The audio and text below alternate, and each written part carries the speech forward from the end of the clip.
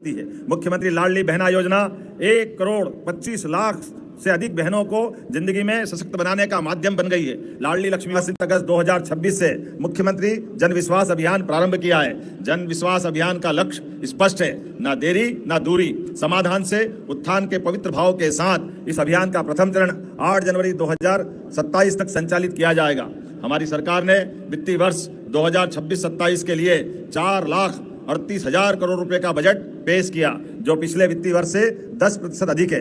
राज्य की प्रति व्यक्ति आय प्रचलित भावों पर पिछले वर्ष की तुलना में 9% से ज्यादा की वृद्धि हुई है। त्रिवर्षीय रोलिंग बजट की अवधारणा को लागू करने वाला मध्य प्रदेश देश का पहला राज्य है। प्रधानमंत्री जी ने ज्ञान यानी गरीब, युवा, नारी और किसान का जो मंत्र दिया था, उसमें इंडस्ट्री और इंफ्रास्ट्रक्चर को जोड़कर हमने ज्ञानी के रूप में उसका विस्तार दिया है। किसानों के खेत सरकार के लिए देव स्थल है और खेत से उपजा एक एक दाना प्रसाद के समान है। वर्ष 2026 को हम किसान कल्याण वर्ष के रूप में मना रहे हैं। सभी जिलों में बलराम कृषि महोत्सव आयोजित कर किसानों की मेहनत और समर्पण को सम्मानित किया जा रहा है। प्रदेश के इतिहास में पहली बार शासकीय योजनाओं के लिए कृषि भूमि का भू अर्जन करने पर किसानों को 4 गुना मुआवजा देने का किसान हितैषी निर्णय हमारी सरकार द्वारा लागू किया गया है। हमारी सरकार ने किसानों को आर्थिक सुरक्षा देने के उद्देश्य से नई कवच योजना शुरू की। ऐसी समितियां जिनकी जांच लंबित है, परंतु उनके किसान भाइयों का उसमें कोई दोष नहीं, उनको नियमित किया जाकर योजनाओं का लाभ दिलाया जाएगा।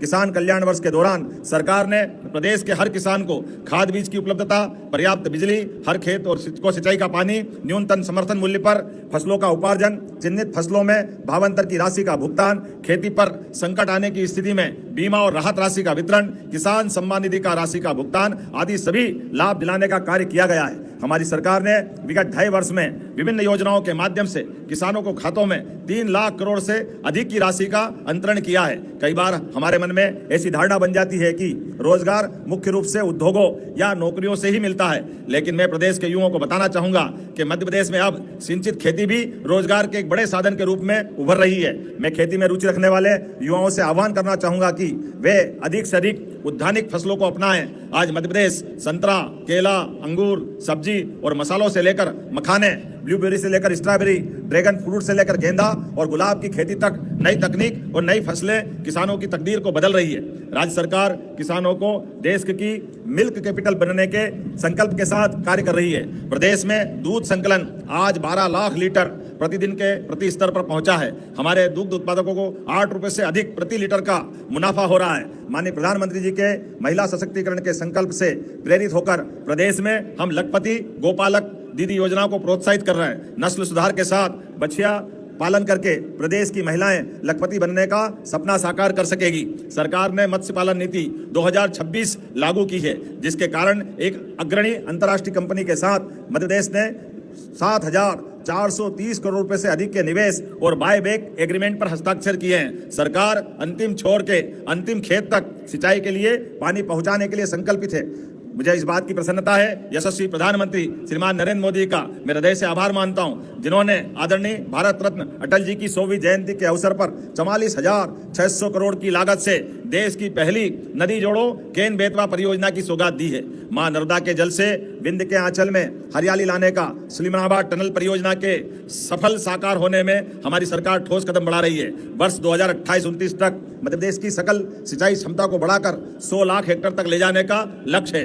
राज्य सरकार खेत से लेकर कारखाने तक यानी फार्म टू फैक्ट्री तक पूरी वैल्यू चेन तैयार कर रही है। मृगनयनी देश का ऐसा पहला सार्वजनिक उपक्रम बना है जिसने प्रदेश के बुनकरों, कलाकारों, ओडीओपी उत्पादों को ग्लोबल मार्केट से जोड़ने के लिए डिजिटल प्लेटफॉर्म बनाया है। राष्ट्रीय हथकरघा दिवस के अवसर पर प्रदेश में हैंडलूम सेंटर ऑफ एक्सीलेंस का भी शुभारंभ किया गया है। साथियों, युवा मध्य प्रदेश के सामर्थ्य का जीवंत प्रतीक है। राज्य सरकार ने वर्ष 2025 को निवेश और रोजगार के रूप में मनाया था। वर्ष 2026 किसान कल्याण वर्ष के रूप में हम मनाने जा रहे हैं। अब इससे आगे बढ़ते हुए वर्ष 2027 को हमने युवा वर्ष के रूप में मनाने का निर्णय किया है। युवाओं के संपूर्ण व्यक्तित्व विकास और कल्याण के लिए हमने इंद्रधनुषी रणनीति का निर्माण किया है, जिसके 7 महत्वपूर्ण पिलर्स है: गुणवत्तापूर्ण शिक्षा, कौशल विकास, उद्यमिता और स्वरोजगार, सार्वजनिक और निजी क्षेत्र में रोजगार के अवसर, स्टार्टअप को सहयोग, खेल, कला, संस्कृति एवं शोध तथा अनुसंधान को प्रोत्साहन, नेतृत्व क्षमता का विकास। हमने 85,000 से अधिक युवाओं की शासकीय सेवाओं में नियुक्तियां की है तथा आने वाले समय में प्रतिवर्ष 1 लाख से अधिक युवाओं को सार्वजनिक क्षेत्र के रोजगार में अवसर उपलब्ध कराएंगे। इसी प्रकार अगले 1 वर्ष में विकास, निवेश और रोजगार की दृष्टि से मील का पत्थर साबित होगी। वैसे तो मध्य प्रदेश की सीमा किसी समुद्र को नहीं छूती है, लेकिन हमारा संकल्प 7 समंदर पार तक जाता है। हमारे उत्पाद विश्व के बाजार तक पहुंचे, इस लक्ष्य के साथ हम संकल्पित है कि हम प्रदेश के हर जिले का निर्यात का हब बनाएंगे। इसी के लिए सभी 55 जिलों में निर्यात कार्य योजनाएं तैयार कर ली गई है। प्रधानमंत्री जी ने मंत्र दिया है, vocal for local, local goes global. Madhya Pradesh इसमें अपनी पंक्ति जोड़ रहा है। गर्व से कहो, यह मध्य प्रदेश में बना है। भारत जब $1 ट्रिलियन के वस्तु निर्यात का इतिहास रचेगा तो मध्य प्रदेश की धड़कन भी सबसे तेज सुनाई देगी।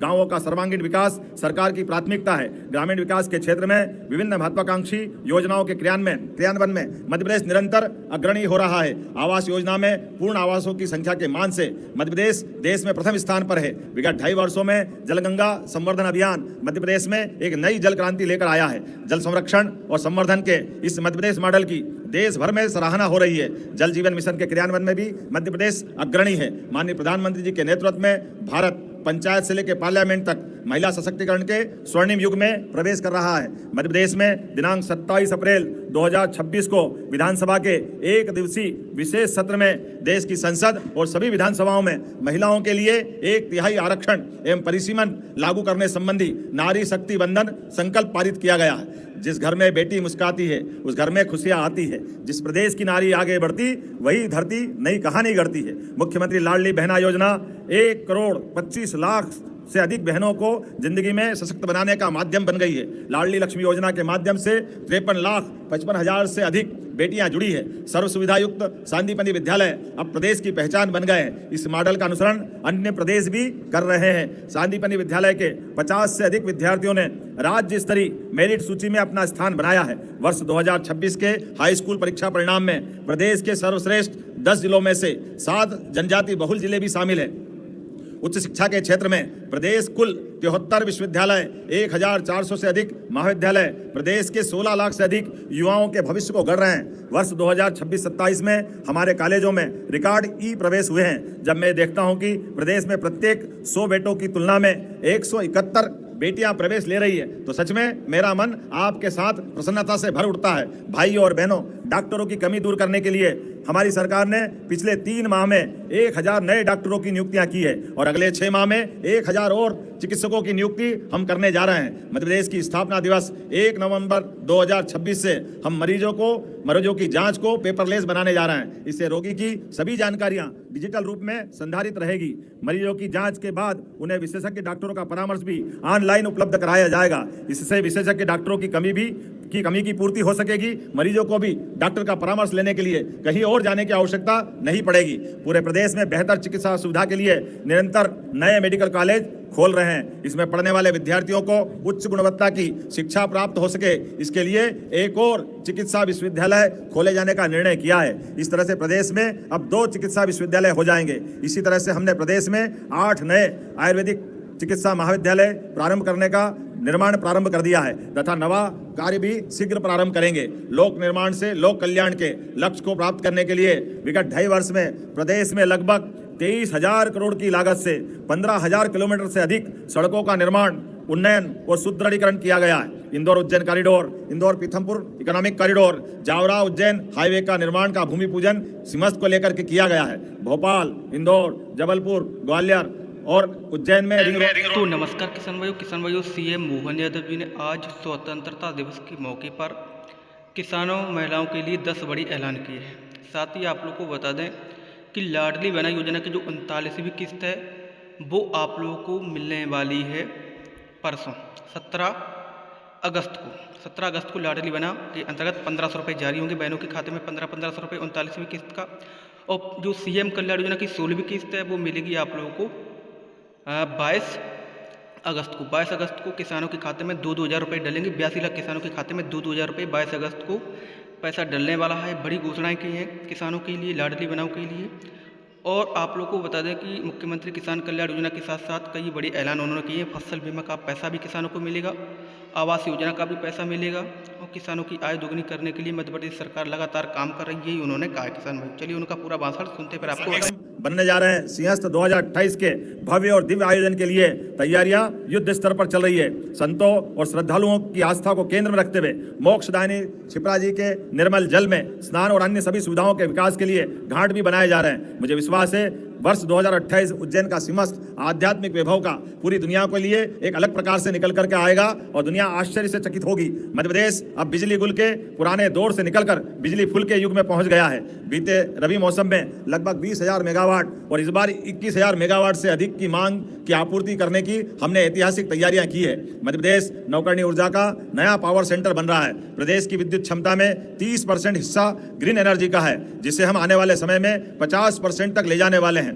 माननीय प्रधानमंत्री जी के सूर्य से ऊर्जा बनाने के अपील से प्रेरणा लेकर हमने न केवल सूर्य से बल्कि पानी से भी और पानी पर भी बिजली बनाई है। प्रदेश में सोलर सह एनर्जी स्टोरेज परियोजना पर भी कार्य किया जा रहा है। नर्मदापुरम में देश का पहला नवकरणीय ऊर्जा उपकरण का विनिर्माण क्षेत्र, मक्सी में सोलर मैन्युफैक्चरिंग यूनिट और मुरैना में ग्रीन हाइड्रोजन प्लांट लगाया जा रहा है। प्रधानमंत्री ई बस सेवा योजना के अंतर्गत प्रदेश के प्रमुख शहरों में 550 से अधिक ई बसों के संचालन का निर्णय भी लिया गया है। हमने इंदौर और भोपाल में मेट्रो रेल की सौगात भी दी है, जो तेजी से विकसित होते इन शहरों के यातायात की दृष्टि में बड़ी भूमिका अदा करेगी। वर्षों बाद मध्य प्रदेश में सड़क परिवहन की तस्वीर बदलने के लिए मुख्यमंत्री सुगम परिवहन योजना भी शीघ्र उपलब्ध कराई जा रही है। हमारे धार्मिक आध्यात्मिक पर्यटन को बढ़ावा देने के लिए सरकार के प्रयासों का भी परिणाम है कि हम अब आगरा में ताजमहल में एक वर्ष में जितने पर्यटक आते हैं उससे ज्यादा तो एक माह में उज्जैन में ही आ रहे हैं। पिछले वर्ष प्रदेश में रिकॉर्ड 14 करोड़ से अधिक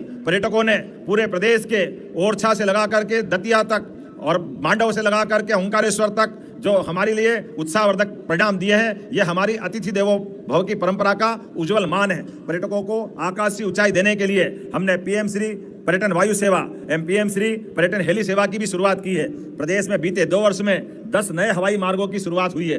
उड़ान योजना के अंतर्गत मध्य प्रदेश को अगले चरण में 5 नए और एयरपोर्ट की सौगात मिल रही है। अब तो इंदौर से अबू धाबी के लिए सीधे ही अंतर्राष्ट्रीय उड़ान प्रारंभ हुई है और आने वाले समय में भोपाल से भी शारजाह की अंतर्राष्ट्रीय उड़ान प्रारंभ करने का टारगेट लिया है। राजा भोज द्वारा स्थापित भोजशाला 1 लाख से अधिक युवाओं को आईटीआई में तथा प्रतिवर्ष 10,000 युवाओं को ग्लोबल स्किल पार्क में कौशल प्रशिक्षण दिलाने का काम करेंगे। हम कौशल विकास के अंतर्गत मध्य प्रदेश में एक अलग प्लेसमेंट सेल बनाएंगे, जो उद्योग और सरकार के बीच एक कड़ी का काम करेगा। उद्यम पोर्टल पर विगत 2.5 वर्षों में 3,34,000 से अधिक विनिर्माण इकाइयां पंजीकृत हुई है, जिनमें 33,80,000 से ज्यादा युवाओं को प्रत्यक्ष और अप्रत्यक्ष रोजगार के अवसर प्राप्त हुए हैं। वृहद औद्योगिक इकाइयों में 50,000 से अधिक युवाओं को रोजगार प्रदान किया गया है। राज्य सरकार अगले 2.5 वर्ष में उन युवाओं पर विशेष ध्यान फोकस करने जा रही है जो किसी कारण से 10वीं की परीक्षा में उत्तीर्ण नहीं कर पाए अथवा जिन्होंने 10वीं के बाद पढ़ाई छोड़ दी। हम ऐसे युवाओं के हाथ में हुनर देकर उन्हें इतना सशक्त बनाएंगे कि वे प्रदेश के लिए और देश में और विदेश में जाकर रोजगार प्राप्त कर सके। युवाओं को केंद्र में रखकर एमएसएमई स्टार्टअप का इकोसिस्टम को नई गति देने के लिए प्रदेश में मध्य प्रदेश एमएसएमई विकास नीति 2025, स्टार्टअप नीति एवं कार्यान्वयन नीति 2026 लागू की गई है। प्रदेश में वर्तमान में लगभग 8,000 स्टार्टअप संचालित है। इनमें से 50,000 स्टार्टअप, खास करके 50% स्टार्टअप का नेतृत्व नारी शक्ति कर रही है। हमारा संकल्प है कि प्रदेश के हर जिले में कम से कम एक इंक्यूबेशन सेंटर हो। हमने आगामी 2.5 वर्ष में स्टार्टअप की संख्या 12,000 से अधिक और 100 से ज्यादा इंक्यूबेशन सेंटर की स्थापना करने का लक्ष्य रखा है। प्रदेश में प्लग एंड प्ले मॉडल पर को वर्किंग स्पेस तैयार किए जाएंगे। युवा पीढ़ी की आवश्यकता को ध्यान में रखते हुए drone, semiconductor, AI, space tech और ग्रीन मैन्युफैक्चरिंग जैसे उभरते क्षेत्रों में एमएसएमई की भागीदारी को अनिवार्य रूप से बढ़ाया जाएगा। प्रतियोगी परीक्षाओं से संबंधित न्यायालय मामलों की सुनवाई त्वरित और निराकरण के लिए राज्य सरकार द्वारा 4 फास्ट ट्रैक कोर्ट स्थापित करने का निर्णय भी हमारे द्वारा किया गया है। आर्टिफिशियल इंटेलिजेंस के इस युग में माननीय प्रधानमंत्री जी की प्रेरणा से मध्य प्रदेश ऑरेंज इकोनॉमी के और भी तेजी से कदम बढ़ा रहा है। इसके अंतर्गत मल्टीमीडिया, गेमिंग, कला, मीडिया, मनोरंजन जगत, संस्कृति, आध्यात्म एवं अन्य रचनात्मक गतिविधियां शामिल है। राज्य सरकार ने समाज को दिशा देने वाले डिजिटल कंटेंट क्रिएटर्स को विभिन्न कैटेगरी में सम्मानित करने का निर्णय किया है। सरकार की उद्योग अनुकूल नीतियों के कारण प्रदेश में लगभग हर क्षेत्र में अभूतपूर्व निवेश प्राप्त हो रहा है। पिछले 2.5 वर्षों में विभिन्न क्षेत्रों में कुल 34 लाख करोड़ से अधिक के निवेश प्रस्ताव हमें प्राप्त हुए हैं, जिनमें से 10 लाख करोड़ रुपए से अधिक के प्रस्ताव धरातल पर उतर चुके हैं। नई तकनीक आधारित उद्योगों में